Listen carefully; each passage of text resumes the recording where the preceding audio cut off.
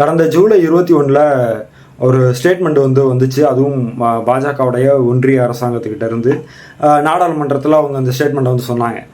அவங்க அப்படி என்ன ஸ்டேட்மெண்ட் சொன்னாங்க அப்படின்னா, கடந்த 2021 இன்னைக்கு வரைக்கும் ஏறக்குறைய 332 பேர் இந்த மனித கழிவுகளை அல்ற ப்ராசஸில் இறந்து போயிருக்காங்க. அதாவது மலக்குழி மரணம் அப்படிங்கிறது 332 பேரை உள்வாங்கியிருக்கு அப்படிங்கிற மாதிரி அவங்க சொன்னாங்க.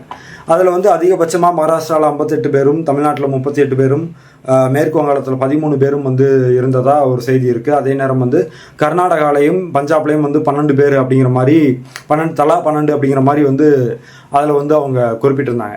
இந்த ஃபேக்ட் உண்மையா அப்படின்னு சொல்லி பார்த்தா இந்த ஃபேக்ட் உண்மை கிடையாது.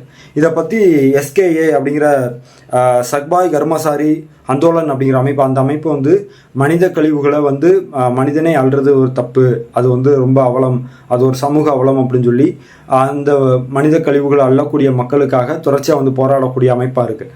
அந்த அமைப்பு என்ன சொல்லுது அப்படின்னா, இவங்க பொய் பேசுகிறாங்க, இது இவங்க மறைக்கிற வேலையை பார்க்குறாங்க அப்படின்னு சொல்லி ஏறக்குறைய 2023 593 பேர் இப்போ வரைக்கும் இறந்து போனதாக ஒரு செய்தியை சொல்கிறாங்க. அதே நேரம் இவங்க ரிப்போர்ட் கொடுத்த அன்னைக்கு நொய்டாவில் மலக்குழி மரணம் அப்படிங்கிறது ஏற்பட்டிருக்கு. அப்போது இந்த டேட்டாஸ் எல்லாம் வச்சு பார்க்கும்போது நமக்கு ஒரு விஷயம் புரியுது.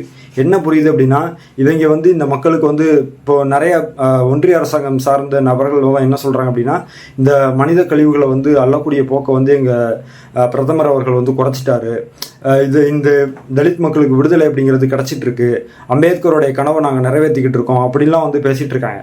அது அப்படிலாம் உண்மை, அதெல்லாம் உண்மை அப்படின்னு சொல்லி பார்த்தா அதெல்லாம் முற்றிலும் பொய், அது உண்மை கிடையாது அப்படிங்கிறது தான் இந்த ரிப்போர்ட் சொல்லுது. இந்த ரிப்போர்ட்டை இதில் காட்டுறேன், இதில் நீங்கள் படித்து பாருங்கள்.